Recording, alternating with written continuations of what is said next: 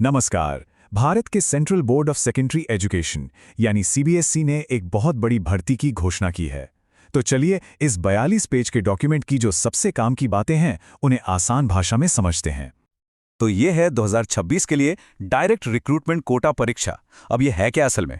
देखिए, इसका सीधा सा मतलब है कि सीबीएसई में अलग अलग पदों पर सीधी भर्ती होगी, जिसके लिए पूरे देश के लेवल पर एक कॉम्पिटिटिव एग्जाम लिया जाएगा।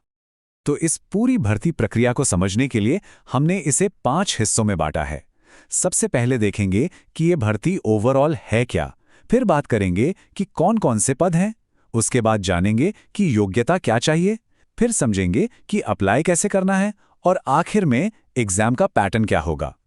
तो चलिए सबसे पहले हिस्से से शुरू करते हैं और देखते हैं कि ये DRQ 2026 आखिर है क्या। इस भर्ती अभियान में अलग अलग ग्रुप्स को मिलाकर कुल 124 पद निकाले गए हैं।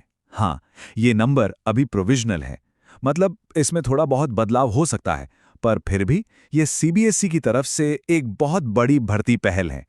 चलिए अब दूसरे हिस्से पर आते हैं और ये देखते हैं कि एडमिनिस्ट्रेशन से लेकर एकेडमिक्स तक कौन कौन से पद ऑफर किए जा रहे हैं। तो अगर इन वैकेंसीज को ग्रुप्स में बांटकर देखें तो तस्वीर कुछ ऐसी है। सबसे ज्यादा 51 पद ग्रुप सी में हैं, मतलब जो क्लरिकल और सपोर्ट स्टाफ होता है। इसके बाद आते हैं ग्रुप ए जिसमें 37 पद हैं और ग्रुप बी जिसमें 36 पद हैं। ये पद ज्यादातर एडमिनिस्ट्रेटिव और मैनेजरियल रोल्स के हैं। और यहाँ कुछ खास पदों पर एक नज़र डालते हैं, जैसे कि असिस्टेंट सेक्रेटरी के 8 पद हैं, सुपरिंटेंडेंट के 27 पद हैं और सबसे ज़्यादा वैकेंसीज जूनियर असिस्टेंट की हैं, पूरे 35 पद। तो इससे एक अच्छा आइडिया लग जाता है कि किस किस तरह के रोल्स अवेलेबल हैं। तो अब आते हैं सबसे ज़रूरी सवाल पर कि इन पदों के लिए कौन अप्लाई कर सकता है, क्या हैं योग्यता की शर्तें। चलिए देखते हैं। एज लिमिट की बात करें तो मामला काफ़ी सीधा है। ग्रुप ए और बी के जो पद हैं उनके लिए अपर एज लिमिट 30 से 35 साल के बीच है। वहीं ग्रुप सी के लिए ये 27 साल रखी गई है। लेकिन रुकिए, अपर एज लिमिट में कुछ खास कैटेगरीज के लिए छूट भी है, जैसे SC/ST कैंडिडेट्स को 5 साल की, OBC को 3 साल की और PWBD कैंडिडेट्स और महिलाओं को तो पूरे 10 साल की छूट है।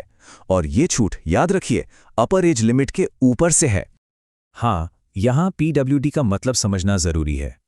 PWD यानी पर्सन्स विद बेंचमार्क डिसेबिलिटीज, मतलब वो लोग जिनमें कम से कम 40% की कोई स्पेसिफाइड डिसेबिलिटी हो। ये रिजर्वेशन के लिए एक बहुत जरूरी कैटेगरी है। और ये तारीख नोट कर लीजिए, 22 दिसंबर 2025। ये सबसे ज़रूरी तारीख है। क्यों? क्योंकि किसी भी उम्मीदवार की उम्र, क्वालिफिकेशन, सारे सर्टिफिकेट सब कुछ इसी तारीख के हिसाब से ही चेक किया जाएगा। अच्छा, तो ये तो हो गई योग्यता की बात। अब देखते हैं कि अप्लाई कैसे करना है, क्या है पूरा प्रोसेस। पूरी की पूरी प्रोसेस ऑनलाइन है और बस 4 आसान से स्टेप्स हैं। सबसे पहले आपको पोर्टल पे जाके रजिस्टर करना है, फिर ऑनलाइन फॉर्म भरना है। इसके बाद अपनी फ़ोटो और सिग्नेचर की स्कैन्ड कॉपी अपलोड करनी है और आखिर में फ़ीस पेमेंट करके एप्लीकेशन पूरी कर देनी है। एक बात साफ है, कोई ऑफलाइन एप्लीकेशन नहीं चलेगी।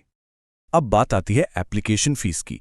तो देखिए, जनरल, OBC और EWS कैंडिडेट्स के लिए ग्रुप ए की फीस है 1750 रुपये और ग्रुप BC की 1050। लेकिन SC/ST, PWBD, महिलाओं और एक्स सर्विसमैन के लिए ये फीस ना के बराबर है, बस 250 रुपये, जो कि एक तरह की प्रोसेसिंग फीस है। और अब आते हैं आखिरी और शायद सबसे ज़रूरी हिस्से पर कि एग्ज़ाम कैसा होगा, क्या उम्मीद रखनी चाहिए। तो देखिए, ज़्यादातर पदों के लिए सिलेक्शन प्रोसेस एक सिंगल एग्ज़ाम वाला नहीं है। इसमें कई लेवल होंगे, कई टियर होंगे, मतलब एक मल्टी स्टेज चैलेंज होगा। इसे एक उदाहरण से समझते हैं तो बात ज्यादा साफ होगी। मान लीजिए असिस्टेंट सेक्रेटरी, जो कि एक ग्रुप ए का पद है। इसके लिए सबसे पहले होगा टियर 1, जो एक ऑब्जेक्टिव स्क्रीनिंग टेस्ट होगा। जो इसे क्लियर करेंगे वो देंगे टियर 2 यानी मेन एग्जाम, और जो यहां भी पास होंगे उन्हें बुलाया जाएगा टियर 3 यानी इंटरव्यू के लिए। अब ज़्यादातर पदों के लिए जो टियर 1 का एग्ज़ाम है उसका पैटर्न लगभग एक जैसा ही है। इसमें आपको current affairs, reasoning, math, Hindi, English और बेसिक कंप्यूटर नॉलेज, इन सब पर सवाल मिलेंगे। कुल 100 सवाल 300 नंबर के। और हाँ, मार्किंग स्कीम पर खास ध्यान देना होगा। हर सही जवाब पर मिलेंगे 3 नंबर, लेकिन हर गलत जवाब पर 1 नंबर कट भी जाएगा, तो नेगेटिव मार्किंग है। तो एक बार फिर से इन तारीखों को दिमाग में बिठा लीजिए। ऑनलाइन एप्लीकेशन शुरू हो रही है 2 दिसंबर 2025 से और इसे भरने की आखिरी तारीख है 22 दिसंबर 2025। और हाँ, फीस जमा करने की डेडलाइन भी यही है, 22 दिसंबर रात 11:59 तक। और ये एक बहुत ही ज़रूरी बात है जो सीधे नोटिफिकेशन से ली गई है। इसमें साफ लिखा है कि जो क्वालिफिकेशंस बताई गई हैं वो बस मिनिमम है।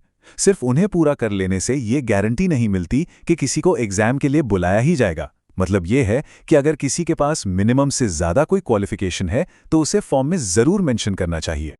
तो अब जब सारी जानकारी सामने है और रास्ता बिल्कुल साफ दिख रहा है, तो सवाल ये है कि क्या ये वही करियर का मौका है जिसकी तैयारी इतने समय से चल रही थी?